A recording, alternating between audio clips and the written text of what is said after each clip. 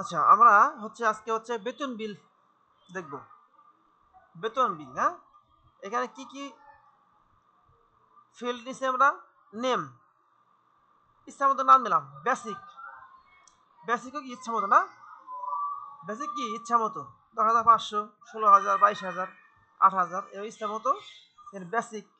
Basic মানে তার সম্পূর্ণ বেতন না, বেসিক হলো তার মূল বেতন। কি মূল বেতন?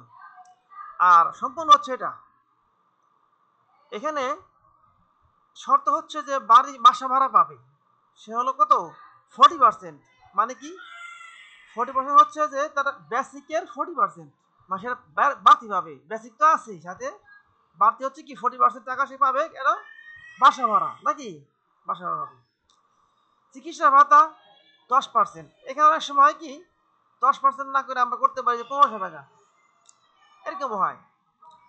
যাতায়াত ভাতা 15%, কল্যাণ তহবিল 8%। এখন এখানে এগুলো থাকবে না কিছু, এটা আমি লাল করে দিই।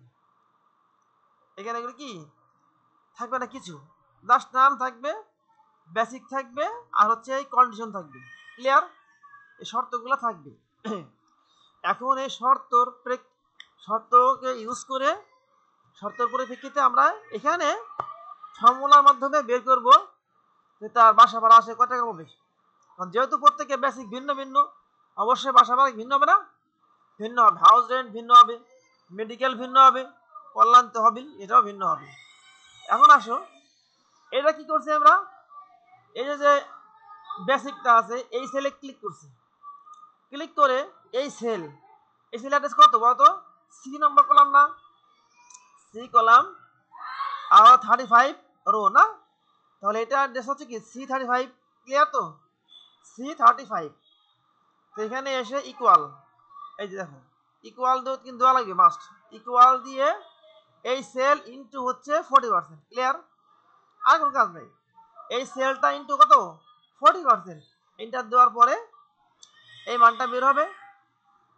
যদি এগুলা মানে সাপোজ নাই, এটা বের হয়েছে এই কোনায়, কার্সরটা দেখো, কার্সর এখানে নিলে একরকম শো করে, এদিকে নিলে একরকম শো করে, এই কোনায় নিলে কি একরকমের শো করে। ক্লিয়ার? আচ্ছা, এখন আমরা এই কোনায়, এই যে এরকম না মোটা প্লাস না, এইখানে নিব চিকন প্লাস থাকবে। মাউসের বাম বাটন প্রেস করে চাপ দিয়ে টান দিব, এই দেখো যদি বেশিটা নেই, এগুলো শূন্য আসলো। তাহলে আমি যে পর্যন্ত আমার মান দেওয়া আছে টান দিলাম। ক্লিয়ার না? তাহলে এই প্রত্যেকটার এগেনস্টে 40% করে কি হলো? বের হলো। এবার এখানে মেডিকেল 10%, তাহলে এটাও তাই। এই সেল ইনটা কি 10%, এভাবে আমরা বের করছি। এরপর যাতায়াত ভাতা, সেটা আমরা এই সেল ইনটু কত?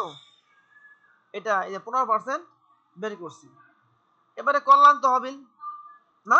কল্যাণ তহবিল এটা এখন বিষয় তোমার যে মেইন বেতন কত। বেতন বলে যদি বলা হয় যে মোট বেতন কত, তাহলে হলো এই বেসিক, হাউস রেন্ট, মেডিকেল এ দিয়ে সব মিলিয়ে, না? যেমন পুলিশ বাহিনী থাকে, থাকে ঝুঁকি ভাতা, ঝুঁকি ভাতা থাকে, হ্যাঁ, ঝুঁকি ভাতা। তো এরকম যে তাহলে কি মোট এগুলো মিলিয়ে কয় টাকা? এগুলো মোট বেতন, এটা হলো মূল বেতন। ক্লিয়ার না? এখন তাহলে পিএফ কি? এটা যে আমার মূল বেতন থেকে এই টাকাটা কর্তন হবে। ক্লিয়ার? কর্তন করে আমি একটা জায়গায় সঞ্চয় করব, রাখবো। এটা অনেক সময় বিভিন্ন অনেকের হয় না যে অনেকের চিকিৎসা বা বিভিন্ন পারপাসে কল্যাণ তহবিল থেকে টাকা পয়সা দেয়, আবার পরবর্তী টাকাগুলো পাওয়া যায়। তাহলে এখানে তো এই পর্যন্ত ক্লিয়ার। তাহলে এটাই বের হলো। এখানে কি ঘটনা ঘটবে? সবগুলা যোগ হবে, নাকি? কি হবে? সবগুলা যোগ হবে, আর এটা বিয়োগ যাবে। বুঝছো কথা? বোঝো নাই? সবগুলো কি হবে? যোগ হবে, এটা হলো বিয়োগ যাবে। এই দেখো, তাহলে ইকুয়াল ব্র্যাকেটের মধ্যে আমরা basic, house rent, medical, travelling allowance এটা আমরা যোগ করলাম, বিয়োগ এই যে সেলটা, এই G35। ক্লিয়ার? এই G35টা আমি এখান থেকে বিয়োগ করলাম, এটা হচ্ছে এটা আমার নিট পে। হ্যাঁ, কি বললাম? এই টাকাটা এখান থেকে আমরা মাইনাস করব। আমরা হচ্ছে এই টাকাটা কেটে একটা জায়গা ফান্ড জমা হবে, তো এই টাকাটা বিয়োগ দিয়ে যে টাকাটা পাবো এটা আমার কি মোট টাকা। ক্লিয়ার?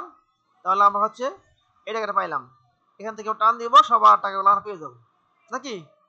ক্লিয়ার? এটা করো, বেতন বিল অ্যাক্ট। ঠিক আছে?